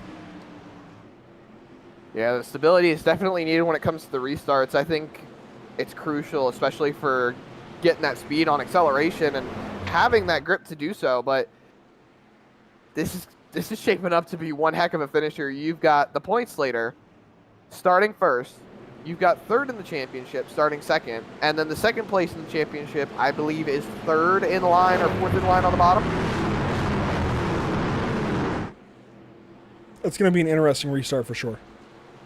The 9 of the 24 are the most interesting components here, I think. And, well, I think all 3 championship drivers as it stands, all 3 drivers that are in contention, are going to make this particularly exciting. While we have a moment, let's take one more look at what's upcoming for us at Pit Stop TV. Tomorrow night, we head back out to Hickory Motor Speedway on Pi Day for some racing in the virtual Newton, North Carolina. 150-lap feature event tomorrow night after a couple of heats and an LCQ for the 1-8 Coffee Company National Tour. Sunday, it's out to Bristol Motor Speedway on St. Patrick's Day, the Icon Cup Series, race number 4. And Wednesday, we do it all over again with these guys, back at Talladega for the season finale. The iRacing.com pace car down to the safety of pit lane, and we are going to go back green flag racing, a natural green-white checkered at Daytona. Let's settle it.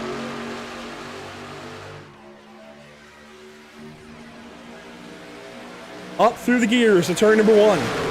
Does this race go official? Can we get back to the white flag?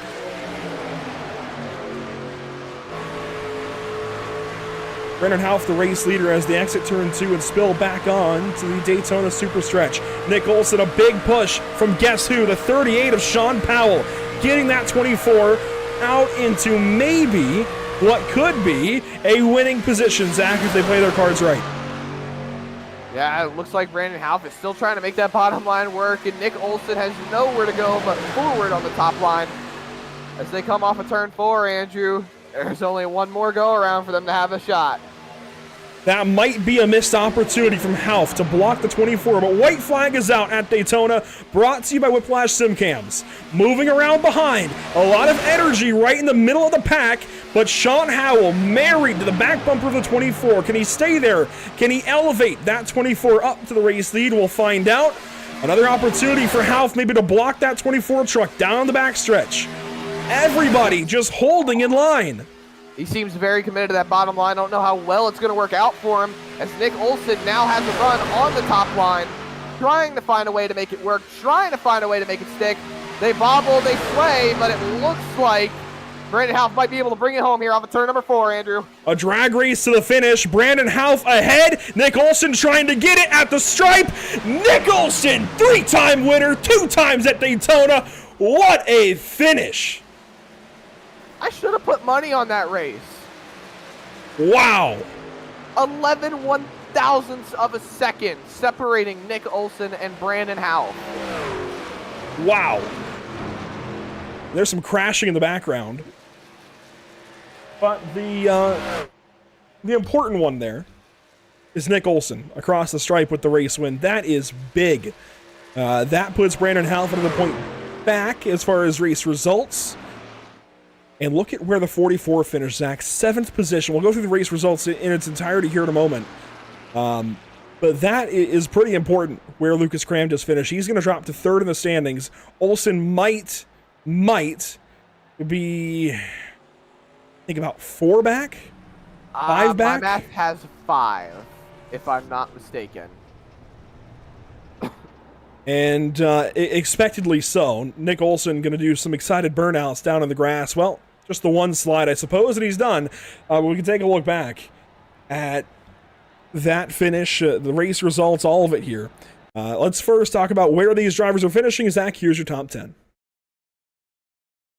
I should have put money on this race, Andrew. I really should have. I didn't think I was going to pick the winner today.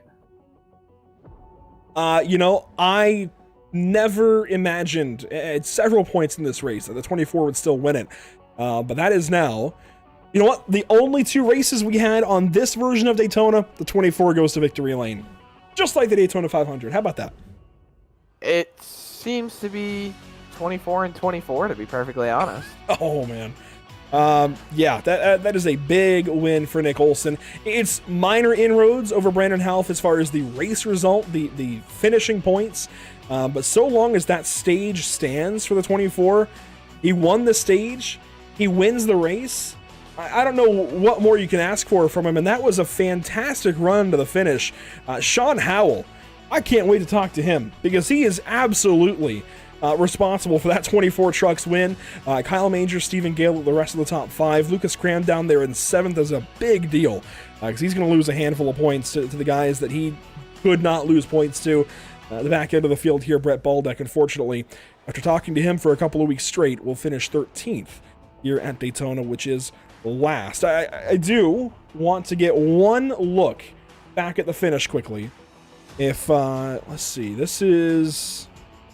I think this is going to be the run to the checkers right here. Honestly, Andrew, coming through turn number 3, it looked like Brandon Hauff's race. He had about a truck length. Yeah, you can see him even pulling just a little bit coming towards corner exit, and then Nick Olson with the side draft able to get that truck right where it needed to be and obviously getting the push there. And here we come to the checkered. Look how close this is. Let's see if maybe the drone has a good view. Oh, that's a beautiful shot. A little bit behind, but you can still see just how close it is. That is the image at the stripe. That is the finish. 11/1000ths of a second decides it. I guess 12 is what timing and scoring is saying to be on my other monitor. 12, 11, whatever it is. That's less than a fender. That's impressive. It's about half a fender if we go to the yellow line, which there's another view. Should be where the timing line is. The timing line and the finish line, while being in the same spot, are kind of in two separate spots, at least in most racetracks nowadays. But Andrew, I don't really know what to say other than the fact of the thing that flashes me back right now is 2016. Denny Hamlin, Martin Truex Jr. Daytona 500. He had him up until about that last football field. Well, you know what we can say? We can say Nick Olson is our race winner this evening, and we can bring Nick in and talk to him. Nick, we're watching the last lap back one more time. Walk us through what's going on in your head as you go back to victory lane by the help of Truck 38. Yeah, Sean was absolutely killer there, and he had Stephen Gale pushing him to 52. I mean, that's just two really structured lines going for it right there. Really all you could want. Like, obviously a hell of a finish, and really was a hell of a race to begin with. But yeah, not really the night that I expected to win. Not really the night that I thought I really deserved a win. But you know, like we talked about earlier, this is stage racing. This is points racing. This is you know, we're going into the title race. So you know.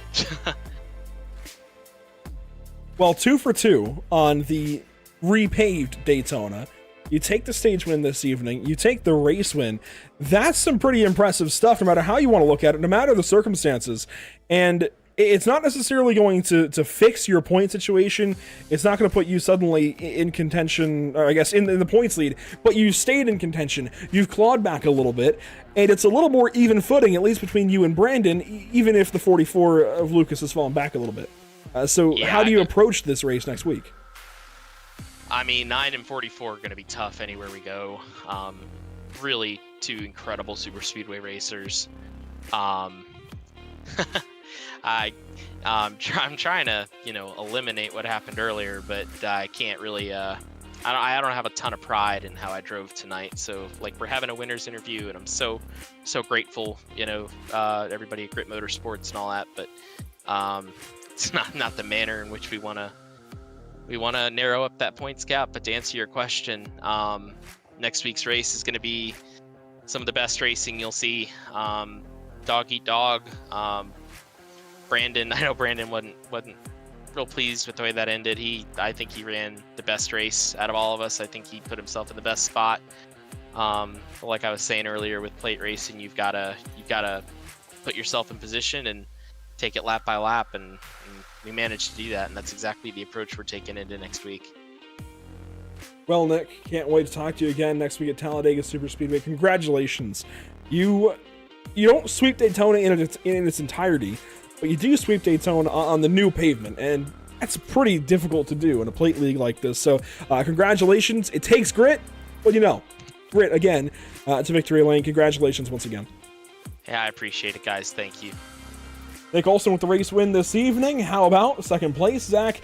Brandon Howell for the 9 truck. I'm sure he has a few comments for sure. Sounds like he's not happy with the way it ended, but that's just the way it goes. And that's just super speedway racing. Sometimes it really comes down to the end of the race, even just the last 100 yards. And Brandon, I think I said it to Andrew, I'm going to say it to you. I think the big thing that we can kind of compare that finish to is probably the 2016 Daytona 500, where Martin Truex Jr. thought he had it until about the last 100 yards. Kind of walk us through how that last lap went for you in your mind and how your whole race really shaped up. Yeah. I mean, for the most part, with such a small field tonight, I knew it was going to be hard to kind of stay out of the thick of things like I like to do at the beginning of the race. So I kind of just decided to race the entire race, like, you know, like I always do at the end of these. Ran up front, felt pretty good as usual. I felt like I positioned myself really well all night. Unfortunately, at the end there, I don't know. I mean, I felt like I was in a good spot. I had a feeling if Kyle got clear of Nick, he was going to go up. And so I was trying to keep him locked to my bumper, trying to prevent that from happening. And I knew Ben was on Kyle. So I was doing my best to hopefully stay out there and hopefully not let Kyle get up, because then I'd be an odd man out and then I'd probably lose the lead regardless. But yeah, 16,500 is a pretty good way to describe it. I thought I had it, honestly. Once I saw myself and Kyle kind of surge out there going into 3, and Nick didn't really close in too much, I figured as long as Kyle was on my bumper, I had it. And then all of a sudden, I don't know, I guess we lost momentum. And I saw Nick come outside, and I saw him and Sean lock up, and yeah, I lost by 100th. I don't know what I got to do to win one of these things this season. I think this is like my 4th or 5th top 3 out of the 6 races or 7 races, however many there's been. I don't know. I mean, I want to say good points night, but I got 6th in the stage. I know Nick won the stage and then won the race, so that's really good for him. I know he was 12 back going into this. Lucas was only 4 behind me, but I think he only finished like 3 spots ahead of me in the stage, but I got him in the race, so I don't know. I guess it's good I didn't wreck.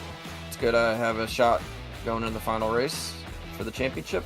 And yeah, I mean, again, can't complain about a second, but you know, when you're that close to winning, it's like, man, like, what do I got to do?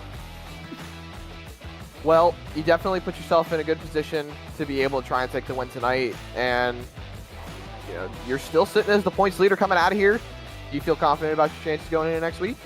Oh yeah, I feel confident. You know, I figure we're gonna have a bigger field next week, so you know, there's gonna be more factors in the race. It's gonna be harder to, you know, get from the back to the front. Just gonna have to position myself the way I did tonight. You know, on pit stops, and you know, I mean, I felt like I couldn't do much different from what I did tonight, like the entire race, from pit road to the track to, you know, everything, restarts. Felt like I did everything as good as I possibly could have. But yeah, I feel pretty good about next week. I just gotta, you know, I feel like I just gotta lead laps. I gotta, you know, I feel like I gotta get a top 3 at minimum in the stage. And then, yeah, I mean, I'm gonna go for the win, but I also have to remember, you know, Nick and Lucas both, they're right around me. And, you know, they've been right up front all season. I know Nick is like his 2nd or 3rd win already. So, you know, he's been around when it counts. Whether he's not around in the middle of the race, he's around when it counts, and that's, you know, that's what I gotta pay attention to. And I know I feel like I've done a pretty good job of that as well. Just have to find your friends.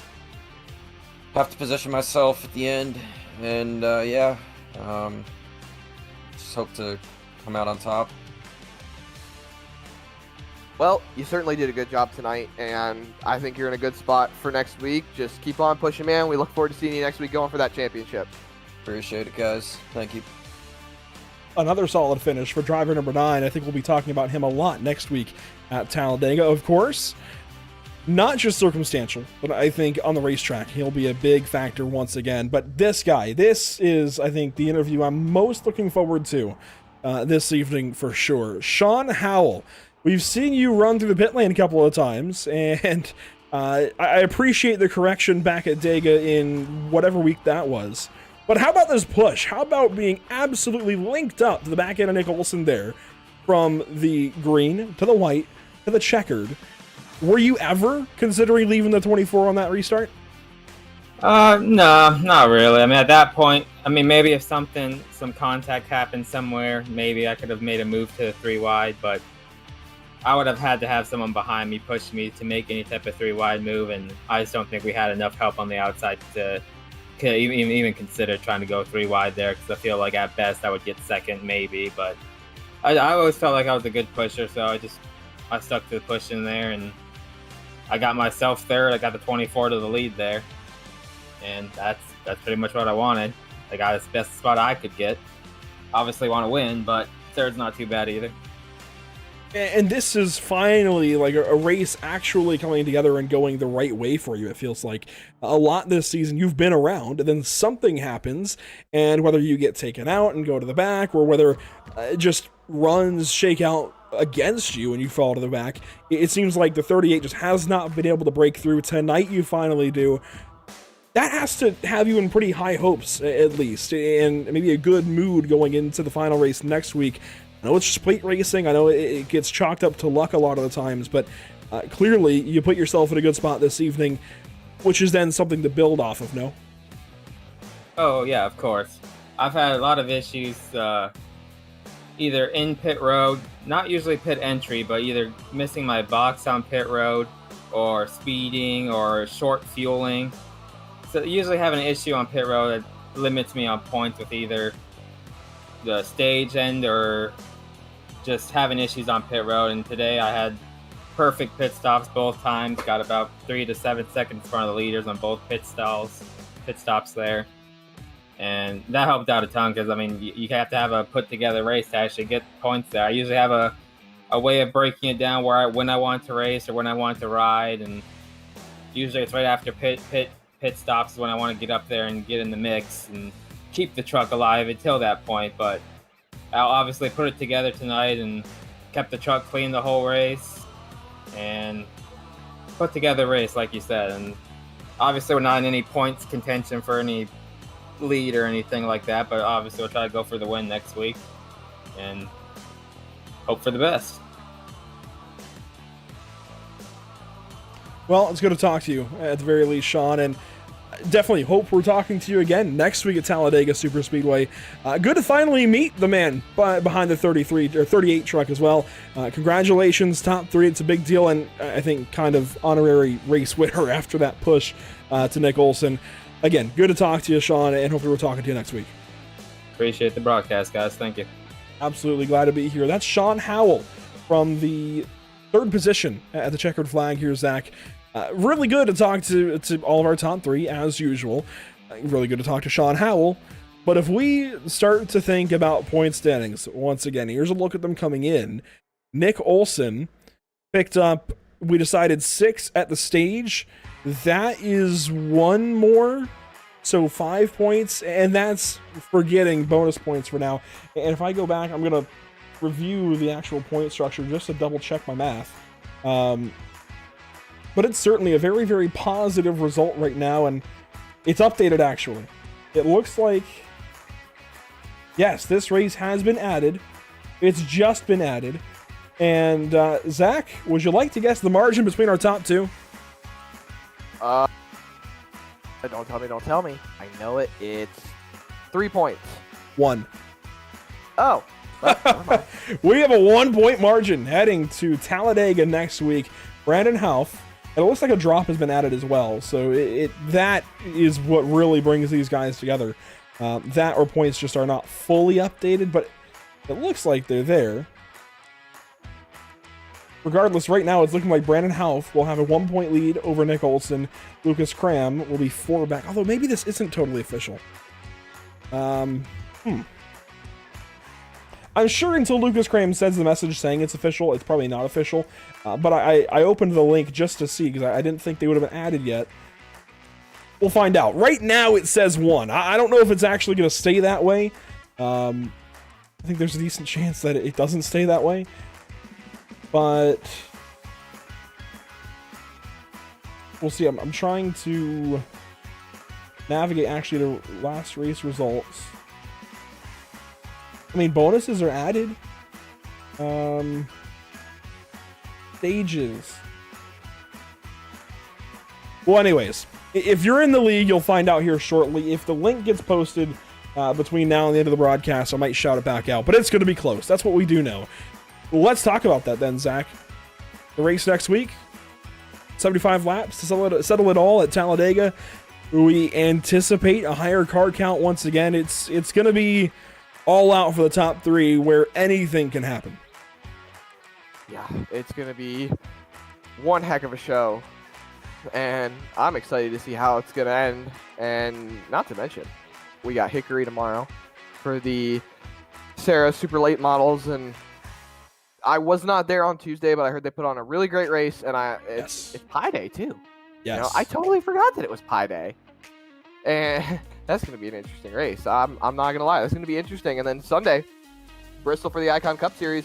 If Phoenix was any indicator last week of how crazy that series can get, Bristol is gonna be monkeys jumping out of the barrel, ring flying out of the can, whatever. I'm thinking about like the stuff that you would see in the cartoons when it comes to crazy shenanigans happening. You know, so that's Bristol. That's what it's going to be for them. And there's so many great places to follow along. Facebook.com/pitstoptv, Instagram.com/pit_stop_TV, Twitter.com/pitstoptv_, but you can also use X.com. That link it's still usable because some people still call it Twitter, some people still call it X. Twitch.tv /pit_stop_TV. Finally back on Twitch, the main place to watch Pit Stop TV, youtube.com/pitstoptv1, and then the newest place to watch Pit Stop TV, kick.com/pitstoptv1. Andrew, I'm always out of breath every time I go through that. I take it a breath in, and then it's like, okay, how fast can I run through this? You're a trooper, and we appreciate you. Zach, it was good to have you here this evening. Really, really good to have you back on the mic on a Wednesday night. One more race to go. Talladega next week, where everything will be decided. You need to tune in. Let's take a look at our partners of the series. Of course, Sunwest Construction and Lucky Motorsports Solutions, allowing this league to take place, allowing us to broadcast this series, and of course, to thank for us being here this evening. Also, a nod to our partners with the channel, Whiplash SimCams, ATVO, and CC's Business. This has been round 6 of the SARG Superspeedway series. A pleasure as always. Thanks everyone for having us here, and thanks to these groups at the bottom of the screen. But that is it for us from Daytona International Speedway. Race 6 complete. The point standings, they're going to be close for sure. Going into Talladega next week, we don't know just yet what the official number is. It's going to be something small between the top 2 and top 3. Just tune in next week to find out what happens. Otherwise, we'll see you tomorrow night, hopefully, for the Sarah National Tour, brought to you by 1-8 Coffee Company at Hickory Motor Speedway. And again, a big thank you to the partners at the bottom of your screen in audio, ATVO, Whiplash SimCams, OBS, and iRacing.com. That's it from Daytona International Speedway, the world center of racing. A classic finish at the end from a natural green-white checkered. What you want to see, we'll do it all over again next week. Be there at Talladega. We'll see you there at Talladega.